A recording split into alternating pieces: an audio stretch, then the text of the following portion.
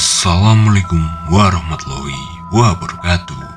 Hai sobat, selamat datang di channel Misteri Malam. Malam ini saya akan membawakan cerita yang sangat horor. Perjalanan pulang ke sebuah desa terpencil di gunung. Namun ia terjatuh di salah satu jalanan sepi dan angker, dan lampu motornya pecah. Apakah dia akan selamat sampai tujuan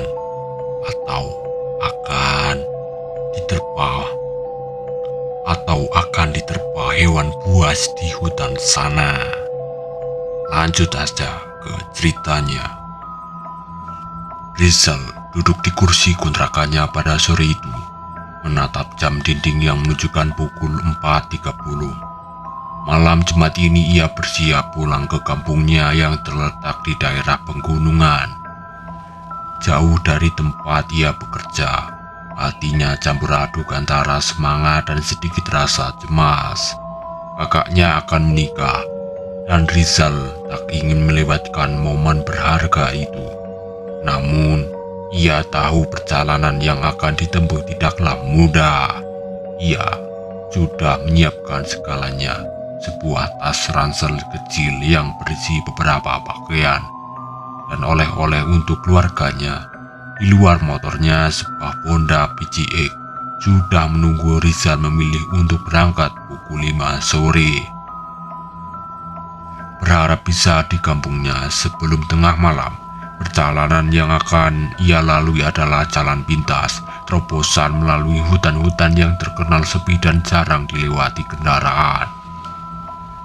Pukul 5 tepat, Rizal menyalakan motornya. Suara mesin yang halus namun bertenaga membuatnya merasa lebih yakin. Ia melaju meninggalkan kontrakannya, melintasi jalanan kota yang mulai dipenuhi dengan aktivitas sore. Namun, semakin jauh berkendara, semakin sepi jalanan yang dilalui. Ya, saat memasuki daerah hutan, suasana berubah drastis. Pohon-pohon tinggi menjulang di kiri dan kanan jalan, memayuni jalanan dengan ribuan daun yang gelap. Udara semakin dingin dan cahaya mentari mulai meredup. Ditutup oleh pepohonan yang rapat, tak ada kendaraan lain yang sekitarnya, hanya suara deru mesin dan sesekali suara burung di hutan yang terdengar samar. Rizal terus melaju mencoba menikmati perjalanan, tapi sesekali perasaan tak nyaman menghampirinya. Hutan yang sepi dan suasana yang sedikit mencekam membuatnya pikirannya melayang. Namun, ia terus mencoba memacu motornya, memikirkan sesenyum dan kegembiraan keluarga yang menunggunya di kampung. Perjalanan ini akan panjang, pikirnya, namun dengan tekad yang kuat, Rizal melaju perlahan menuju kampungnya halamannya, menyusuri jalanan yang sangat sepi dan berliku-liku di tengah hutan, menuju momen berharga di pernikahan kakaknya. Setelah sekitar 1 jam perjalanan, Rizal tiba di sebuah persimpangan ia kenali dengan baik. Di depannya ada 3 pilihan jalan. 2 jalur pertama menuju daerah yang lebih ramai dengan kendaraan yang sesekali melintas, lampu jalan yang cukup terang dan jarak tempuh yang lebih panjang. Sedangkan jalur ketiga yang berbelok ke kanan adalah jalur pintas yang lebih sepi, curam dan dikenal oleh penduduk setempat sebagai jalur yang angker atau jalur tengkorak. Rizal teringat pesan seorang teman, kalau mau cepat sampai, ambil jalan kanan itu, tapi hati-hati. Jalan itu licin dan curam, belum lagi cerita-cerita orang tentang keangkerannya. Namun pikiran untuk mempersingkat perjalanan hingga 2 jam lebih menggiurkan. Ia ingin segera tiba di kampung, bertemu dengan keluarganya, dan bersiap untuk acara pernikahannya.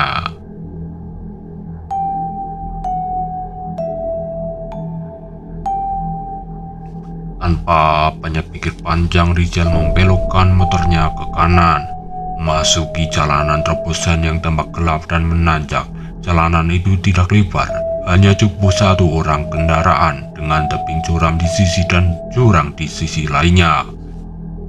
Aspal yang tadinya mulus berubah menjadi kasar dan tidak rata, membuat Rizal harus lebih berhati-hati dalam mengendalikan motornya. Saat ia memasuki jalan tersebut, suasana semakin sunyi, tidak ada kendaraan lain yang terlihat. Hanya deru angin dan gemerisik daun yang terdengar di telinganya. Pohon besar dengan akar yang mengalar ke tepi jalan menambahkan kesan mistis, seolah mereka menjadi penjaga jalan ini. Cahaya matahari yang sudah mulai meredup semakin terhalang oleh ribuan pepohonan, menciptakan bayangan-bayangan yang bergerak mengikuti perjalanan Rizal. Rizal merasakan hawa dingin yang berbeda dari biasanya, seakan-akan angin di sini membawa sesuatu yang lain, sesuatu yang tak terlihat. Ia mempercepat laju motornya, namun tetap waspada pada kondisi jalan yang lebih licin dan penuh dengan bebatuan kecil. Setiap belokan terasa semakin tajam dan menantang, membuat jantungnya berdetak lebih cepat. Di tengah perjalanan, ketika ia melintas sebuah tikungan tajam, Rizal mendadak merasa seperti ada yang mengawasinya. Sebuah firasat aneh menggelitik nalarnya, tapi ia mengabaikannya, mencoba fokus pada jalan di depan. Namun, tak bisa dipungkiri bahwa rasa takut perlahan-lahan merayap dan ke dalam dirinya. Lalu di sebuah titik, lampu motornya yang menerangi jalan menangkap bayang samar di antara pepohonan. Bayangan itu tampak seperti sosok seseorang berdiri diam di tepi jalan. Tapi ketika Rizal mencoba menoleh lebih jelas, sosok itu menghilang begitu saja. Perasaan tidak nyaman semakin kuat, namun Rizal mencoba menganyahkan diri. Mungkin hanya bayangan pohon hatinya, meskipun ia tak bisa menutupi rasa merinding yang perlahan menjalar di tubuhnya. Ia tahu jalan ini memang terkenal angker, tapi ia mencoba tetap berpikir logis. Rizal tetap melaju dengan tekad bulat. Jalan ini memang berbahaya dan penuh misteri, tapi ia bertekad untuk segera tiba di kampungnya. Meskipun jalanan terbosan ini penuh dengan tantangan yang baginya, setiap detik yang dilewati di sini adalah investasi waktu sampai lebih cepat ke rumah tempat keluarganya menanti. Maghrib tiba saat Rizal berkendara di jalur curam dan penuh tantangan itu. Suasana semakin gelap dan lampu motornya menjadi satu-satunya sumber cahaya yang menembus kegelapan di sekitarnya. Di tengah rasa was-was yang terus mengganggu pikirannya, Rizal merasa perlu berhenti sejenak untuk beristirahat dan menenangkan diri. Ketika ia mencapai sebuah tanjakan dari atas, ia melihat pemandangan yang sedikit menenangkan. Sebuah desa kecil yang terletak di lembah di bawahnya. Cahaya lampu rumah dan masjid di desa itu tampak berkelap-kelip, memberikan kontras yang hangat di tengah kegelapan hutan. Keberadaan masjid itu membuat Rizal memutuskan untuk berhenti dan singgah sejenak. Ia pun perlahan-lahan menuruni jalan yang mengarah ke desa, mengendalikan motornya dengan hati-hati di jalan yang semakin menurun. Sesampainya di desa, suasana berubah drastis. Jalanan yang tadi sepi dan menyeramkan kini digantikan dengan pemandangan desa yang tenang dan damai. Beberapa warga terlihat berjalan menuju masjid, tanda bahwa waktu sholat maghrib telah tiba. Rizal memarkir motornya di halaman masjid. Masjid itu tersederhana namun kokoh, dengan arsitektur tradisional yang khas. Ia merasa lega setidaknya dia bisa. Sebelum melanjutkan perjalanan, Rizal memasuki masjid, berwudu di pancuran yang ada di samping masjid, dan bergabung dengan jamaah untuk sholat maghrib. Setelah sholat, Rizal duduk di serambi masjid, menikmati udara malam yang segar. Ia memutuskan untuk mengambil sedikit waktu sebelum melanjutkan perjalanan. Desa ini memberinya ketenangan yang ia butuhkan. Sebuah desa dari perjalanan yang penuh ketegangan, tapi di balik itu ada juga perasaan bahwa ia harus segera kembali ke jalur yang menantinya, melanjutkan perjalanan yang masih panjang menuju kampung halamannya. Saat Rizal sedang duduk di teras masjid menikmati sejenak ketenangan malam yang diselingi suara alam, tiba-tiba seorang kakek menghampirinya. Kakek itu tampak sangat tua dengan wajah penuh kerutan dan rambut yang hampir seluruhnya putih. Pakainya sederhana menggunakan sarung dan baju kuku, tampak seperti warga desa yang sering beribadah di masjid ini. Kakek itu berjalan perlahan dengan tongkat di tangannya, lalu duduk di sebelah Rizal tanpa banyak basa-basi. Ia memandangi Rizal dengan sorot mata yang serius, seolah tahu persis apa yang sedang dipikirkannya pemuda itu. Dengan suara yang pelan namun penuh peringatan, kakek itu berkata, "Nah, sebaiknya kamu putar balik, jangan lewat jalur ini." Rizal menatap kakek itu dengan sedikit terkejut. Ia tidak mengenal orang ini, namun nada bicaranya membuatnya merasa bahwa peringatan ini bukanlah hal yang biasa dianggap enteng. "Kenapa, kek? Memangnya kenapa dengan jalur ini?" tanya Rizal mencoba mencari tahu lebih lanjut. Kakek itu menarik nafas panjang sebelum melanjutkan. "Jalur yang kamu lewati itu berbahaya. Sudah banyak yang mencoba melewati karena ingin cepat sampai, tapi karena tidak pernah sampai tujuan. Katanya mereka lihat seseorang menyeberang di jalan, tapi waktu dekat orang itu hilang.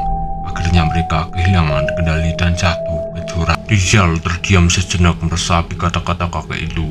Ia sadar bahwa jalan yang ia pilih memang penuh risiko, dan cerita yang disampaikan kakek ini bukan sekedar omong kosong, namun tekadnya untuk segera tiba di kampung masih kuat. "Terima kasih, kek. Saya akan berhati-hati," jawab Rizal akhirnya mencoba untuk tenang, meskipun dalam hatinya ada sedikit rasa bimbang.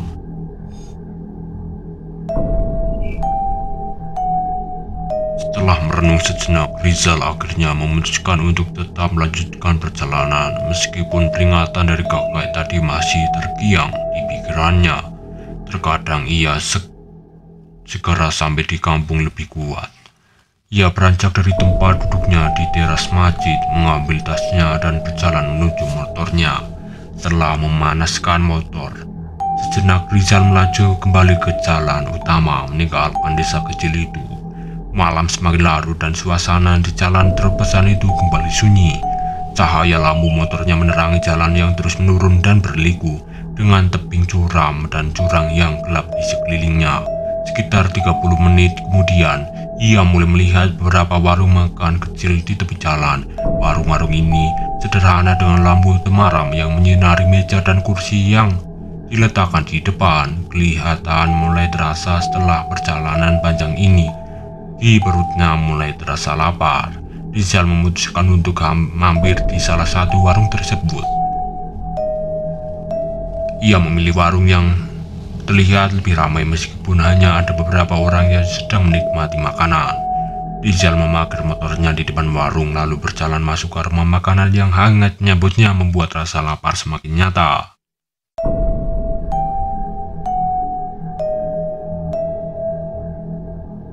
Setelah selesai makan, Rizal menikmati suasana warung yang hangat. Di sana ada 3 orang yang tampak ramah dan mulai mengajak berbincang. Dua antaranya adalah pemilik warung, Mas Joko dan Mas Edi, sedangkan yang satu lagi adalah seorang pemuda desa bernama Yaka. Mereka berbincang santai dari cerita-cerita tentang desa hingga rute yang Rizal tempuh malam itu. Percakapan mereka akrab dan Rizal merasa sedikit lebih tenang setelah mendengar berbagai cerita dari mereka. Namun ketika Rizal akhirnya berpamitan dan bersiap untuk melanjutkan perjalanan, memberikan peringatan yang sama seperti kakek di masjid tadi. "Mas, hati-hati ya, jalur ini rawan sekali, apalagi sekarang malam Jumat. Jalannya sepi dan banyak kejadian aneh di sini," kata Mas Joko dengan nada serius. Rizal mengangguk sambil tersenyum berterima kasih atas peringatan mereka. Meskipun ada perasaan was-was, Rizal tetap merasa yakin untuk melanjutkan perjalanannya. Ia menyalakan motornya dan melaju meninggalkan warung kembali ke jalur yang sepi dan menantang. Sekitar 1 jam setelah meninggalkan warung, suasana semakin mencekam. Jalanan dilaluinya semakin berkelok-kelok dengan tikungan tajam yang kadang sulit dilihat dari kejauhan. Di salah satu tikungan yang sangat tajam, Rizal tiba-tiba merasa motornya mulai terasa tidak stabil.